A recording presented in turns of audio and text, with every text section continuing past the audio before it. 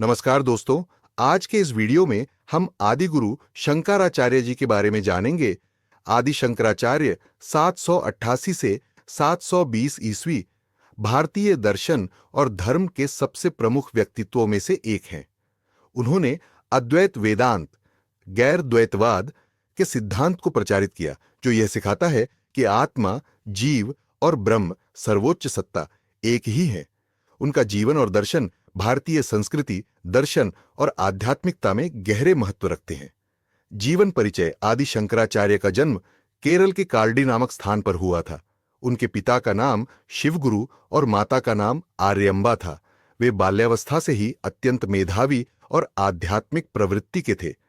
छोटी उम्र में उन्होंने वेदों और उपनिषदों का गहन अध्ययन कर लिया।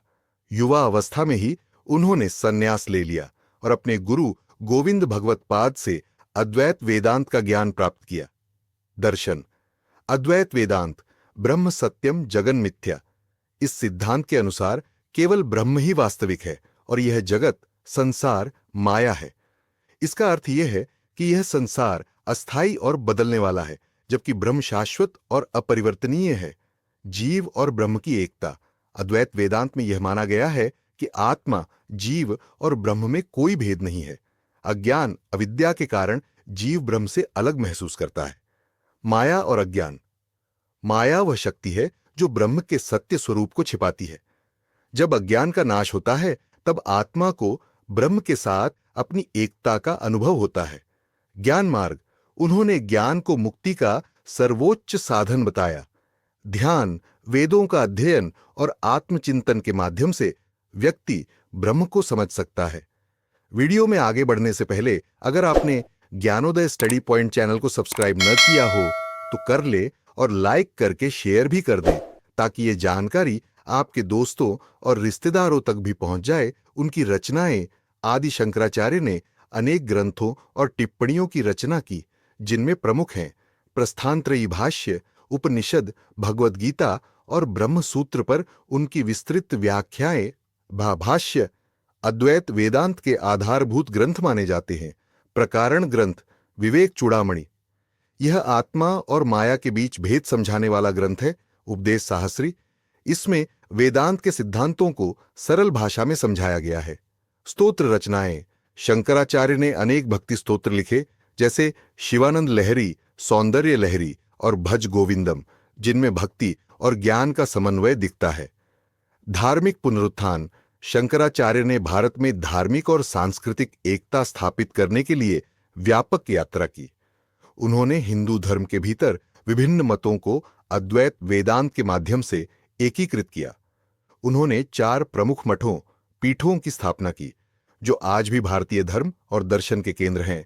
ज्योतिर्मठ उत्तराखंड, श्रृंगेरी मठ कर्नाटक, पुरी गोवर्धन मठ ओडिशा, द्वारका मठ गुजरात।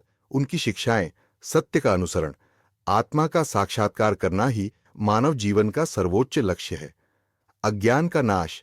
ज्ञान के माध्यम से व्यक्ति संसार के मोह और माया से मुक्त हो सकता है।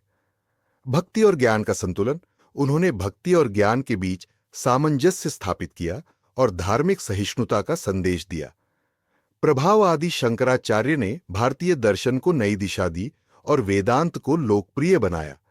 उनके विचारों ने न केवल भारतीय संतों और विचारकों को प्रेरित किया, बल्कि विश्व भर में दार्शनिक चिंतन को समृद्ध किया। उनका दर्शन आज भी न केवल अध्यात्म में, बल्कि आधुनिक दर्शन और मनोविज्ञान में भी महत्वपूर्ण है।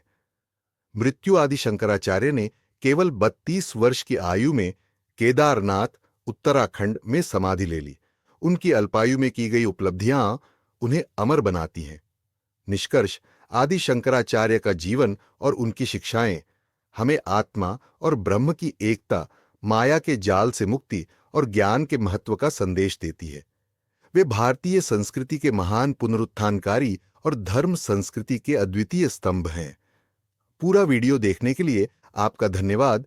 ऐसे ही और वीडियो देखने के लिए आप कमेंट में बता सकते हैं कि किस टॉपिक पर आपको वीडियो चाहिए। अगर अभी आपको मानसिक रूप से स्वस्थ रहना पसंद है, तो आप हमारा ये वाला वीडियो देख सकते हैं,